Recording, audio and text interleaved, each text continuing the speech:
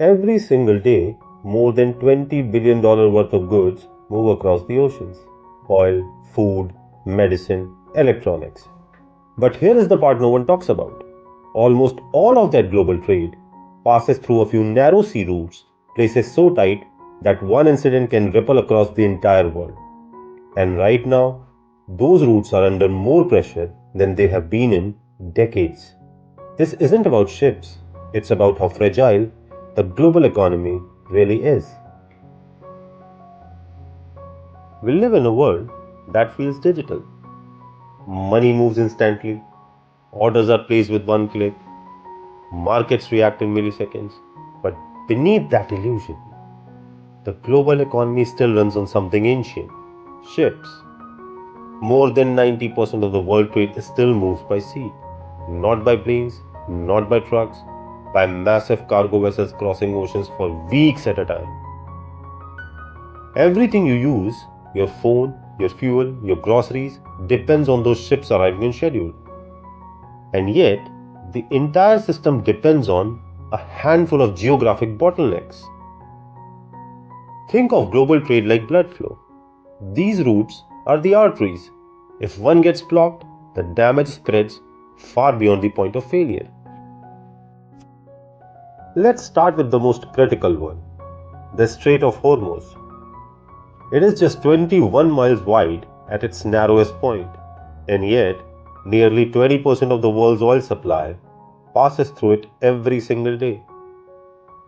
This narrow stretch of water connects the Persian Gulf to the rest of the world: Saudi Arabia, Iraq, Kuwait, the UAE.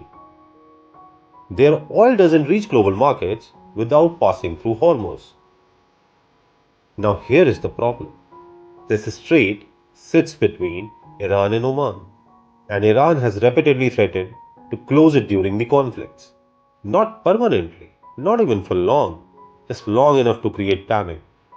Because oil markets don't react to shortages, they react to fear. Even the possibility of disruption sends the prices skyrocketing.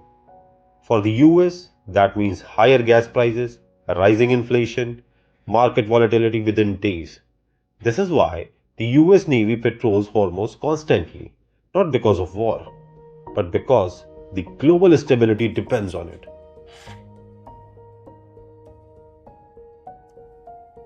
Now let's move west. The Suez Canal. We have all heard about it. This artificial waterway connects Asia to Europe. Without it, ships must sail all the way around Africa, adding weeks and millions of dollars in fuel costs. In 2021, one single ship got stuck here.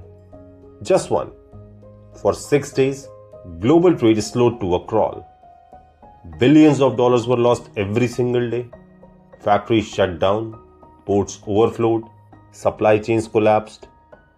That wasn't war. That wasn't sabotage. That was an accident. Now imagine the same disruption caused with an intention or during a geopolitical crisis. The lesson was clear. Global trade isn't resilient, it's efficient. And efficiency comes at the cost of fragility. Next comes a choke point few people have heard about: the Bab el-Mandeb. This narrow passage connects the Red Sea to the Indian Ocean. It's essential for European energy imports, Asian exports, US linked supply chains. Recently, instability in the region forced shipping companies to reroute entire fleets. Not because the ships were sunk, but because the insurance companies refused to cover the risk. Now, this is critical. The global trade doesn't stop when the bullets fly. It stops when insurers panic. When insurance premiums rise too high, ships simply don't sail. The costs multiply, delays stack up, prices rise everywhere, even in the American stores. Finally, the most complex and dangerous choke point of all: the South China Sea. More trade passes through this region than any other sea on earth. Trillions of dollars worth of goods every year. It's also claimed by multiple countries, heavily militarized, constantly patrolled, which makes you believe this isn't just about ships, it's about power. Control over this region means leverage over semiconductors, manufacturing, energy routes, and global supply chains. Any serious disruption here wouldn't just hurt Asia, it would hit the US economy hard. Because modern economies aren't national anymore, they are interconnected. A shock in one region doesn't stay there. Now, the question is why this matters now?